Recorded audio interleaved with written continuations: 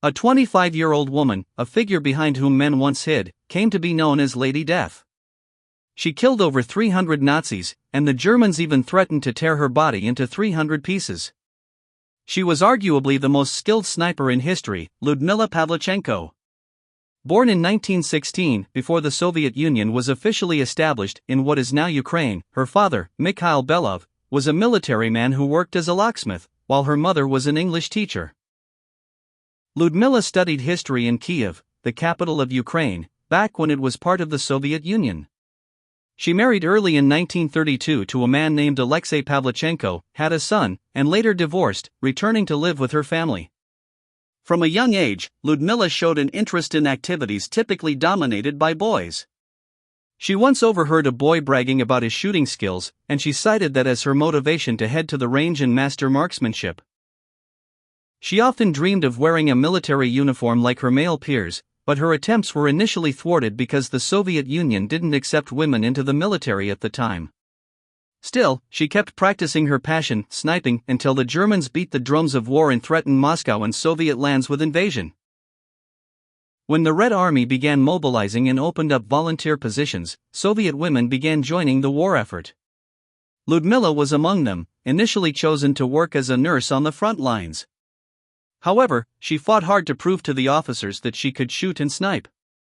After testing her skills, they allowed her to join the 25th Rifle Division, tasked with fighting in the Moldavian front. She also took part in the defense of Odessa and Sevastopol in 1941. Once the Nazis arrived, Lyudmila hit the field. Her first mission was to take out 2 Romanian spies working for the Germans. The 25-year-old managed to hit her targets and complete the mission perfectly. After proving her worth, she became a sniper for the Red Army and began fighting battle after battle until she became a true predator.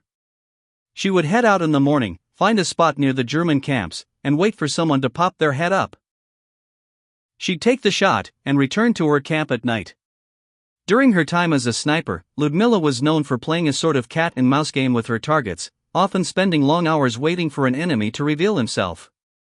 In one particular encounter, she spent 3 days tracking a German sniper. Both of them waited for the other to make a mistake. Eventually, the German made a move that gave his position away. She won that standoff, which she later described as the most nerve-wracking moment of her life. A single movement meant certain death. That victim became the 36th person killed by the Ukrainian Soviet sniper.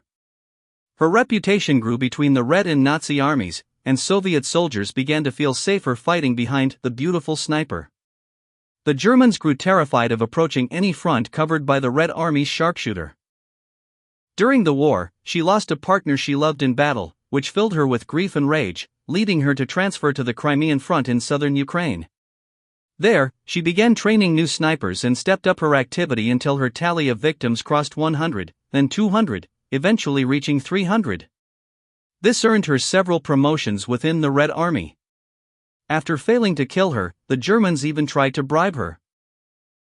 They gave her the nickname Lady Death, and her fame spread across all fronts, even into Europe, inspiring many women to join the fight against the Nazis.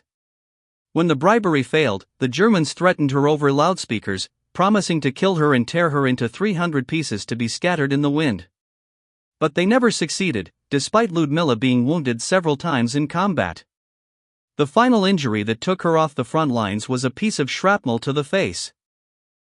By then, the Soviets decided to use her fame to boost recruitment and encourage other nations to open more fronts against the Germans to relieve the pressure on their own. Lyudmila was sent on a tour to the United States. She was the first Soviet woman to be received at the White House by the president himself in 1942. His wife, Eleanor Roosevelt, accompanied her on a tour across America to talk about her heroism. However, Lyudmila was shocked by the American press, which seemed more interested in her clothes and personal life than her actual achievements on the battlefield. This prompted her to give her famous retort, "Gentlemen, I am 25 years old, and I have already killed 309 fascist invaders. Don't you think, gentlemen, that you have been hiding behind my back for too long?" Upon her return home, she was promoted to the rank of major, awarded the Gold Star as a hero of the Soviet Union, and received the Order of Lenin twice.